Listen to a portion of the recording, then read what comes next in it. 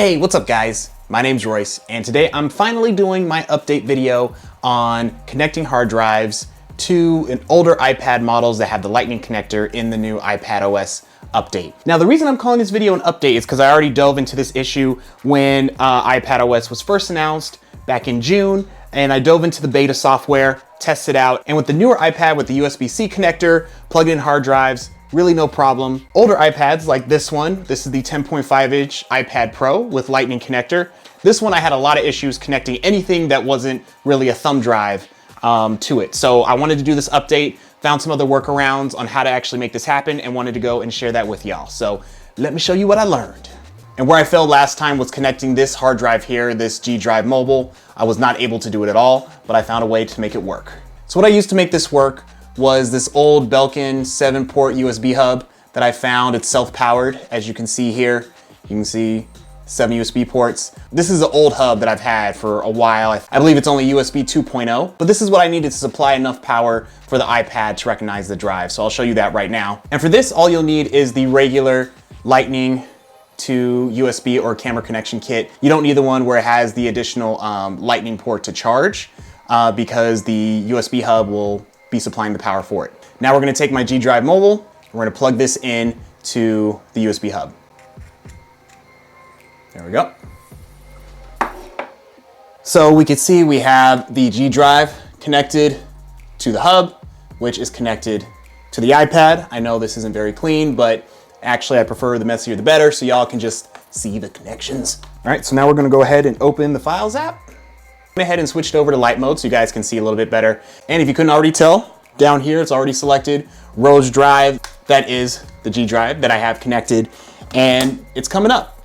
So this is a big deal because if you watched my first video, I cannot get this thing to connect at all. So the missing link was having this powered USB hub to make this work. You can see I got my files over here. I can navigate, look through, all that good stuff. So you can see why I wanted to get this update video out to you guys. Since last time I said that I couldn't figure out a way to do it, here it is. And this is a big help to a lot of you guys who even commented on my last video saying try USB hub. So I found this old one, tried it, and there you go. And now that iPadOS 13 is officially out, I wanted to wait until that worked. So if there were any hiccups, I could say really for sure or not if this worked or not, or if it was just because of the beta. So now that we got the official iPadOS out and that this is working on the official software release, that it is possible. And a plus to that is this is a USB hub. Now say you wanted to connect a second drive. This is my G Drive Mobile SSD. You know, I'm not sponsored by G Technology, but I'm just now realizing how many G Technology drives I have. Interesting. But anyway, so I'm gonna connect this here to this other port. Oh, come on. Yeah. Lay that out all messed up like. Now we can see over here, my SSD is now connected as well. So I can go there, navigate some files.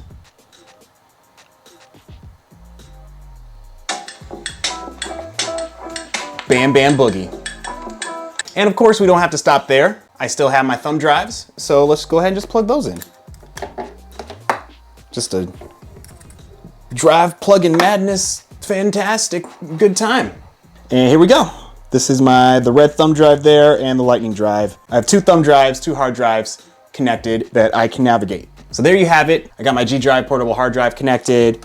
I got my G Drive SSD connected and 2 thumb drives, all plugged into this powered USB hub.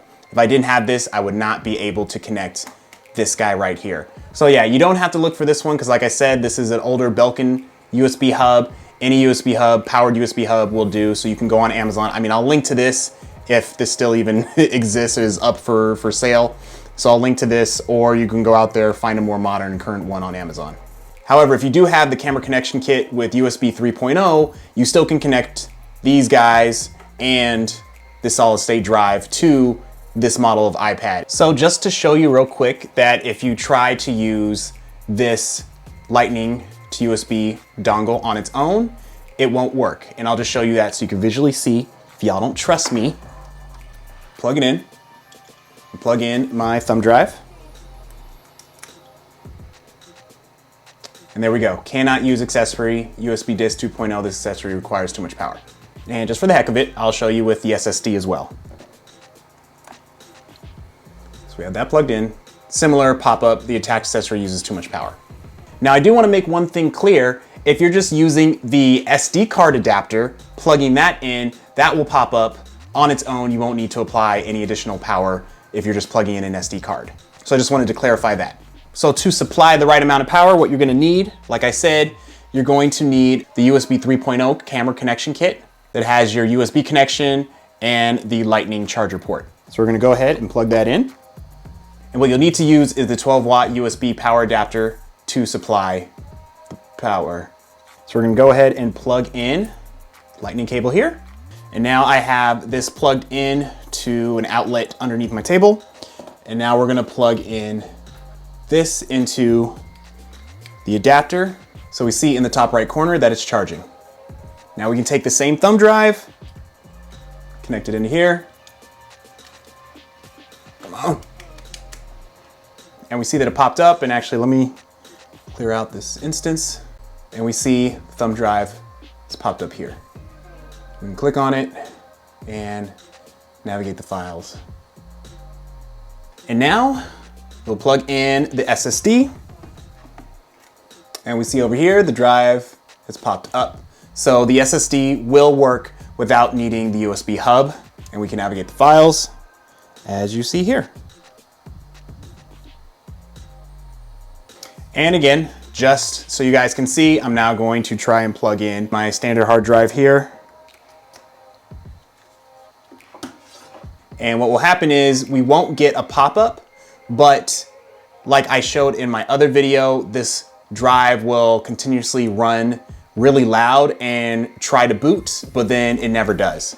Now, I've gotten some people saying that their drives have done the same, but then if you wait long enough, it eventually pops up. But I've had this thing sitting for like over an hour. Oh, actually, something popped up, but then it went away. Okay, there it is, there it is, there it is. Oh, missed it again. All right, well, there we go. It popped up real quick and then went away.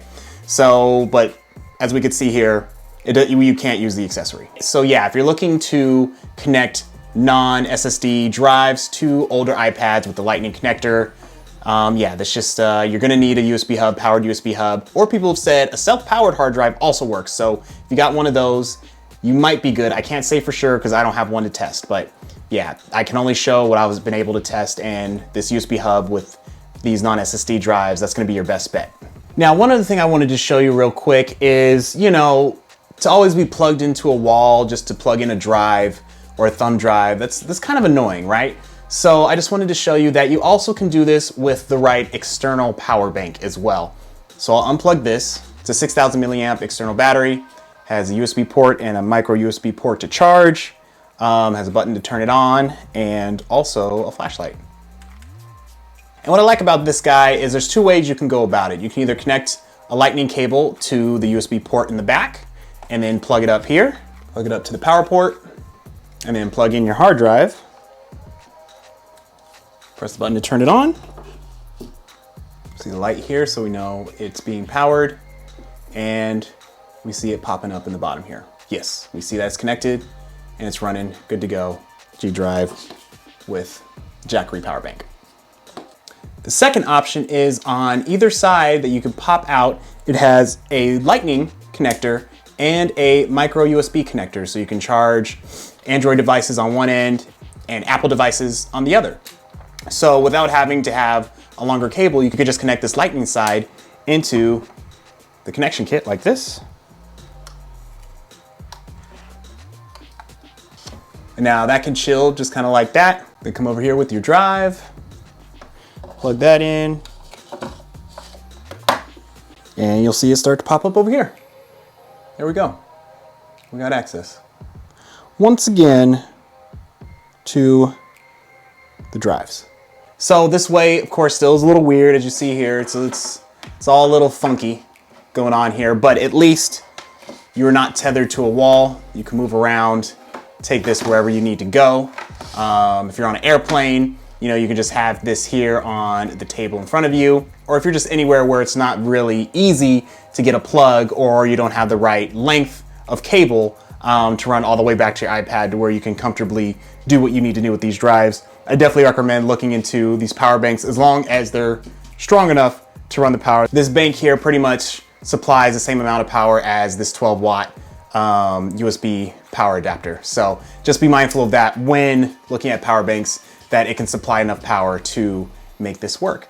And again, SSDs, it's gonna be a way to go if you're with older iPads. Even with the newer ones, I just think, you know, SSD drives, this is the best way to go about it if you can, because the non-SSD drives are not really compatible without having that USB hub solution. And even on the USB-C iPad Pro, there are some drives that actually don't even work with that due to different power constraints, and there's really no pinpoint way to tell what works with what. You have to kind of experiment and play and actually see what happens, which I know is frustrating when you're trying to decide what drive to buy if you even want to get this iPad for this workflow. So unfortunately, there's really no set list for what works with what. So that's why I'm over here just playing around, seeing what can happen, so then I can let you guys know what I find. All right, and that's it. Thank you guys so much for watching. Hopefully I was able to answer some questions that I wasn't able to in the first video. If you guys still have some more questions that I might have missed, please let me know in the comments below. And yeah, we can definitely talk about it. If you want to check out my first experience with hard drives on the newer USB-C 11-inch iPad Pro, definitely click that link at the top to check that out. And for those of you who have been messing around with this new hard drive support and have found other ways to go about connecting hard drives, definitely let me know. Let me know your experience. Let me know if you even like it, if it's worked for your workflow. We're having more apps come out now that support this drive support. So now we can import things directly from our drives into certain apps. So that's really exciting. But yeah, let me know what you guys think. And please remember to like and subscribe and follow me on my Instagram @RoRoBeckley. And again, my name's Royce. Thank you so much for watching, and I will see you guys later at another point. Perfect.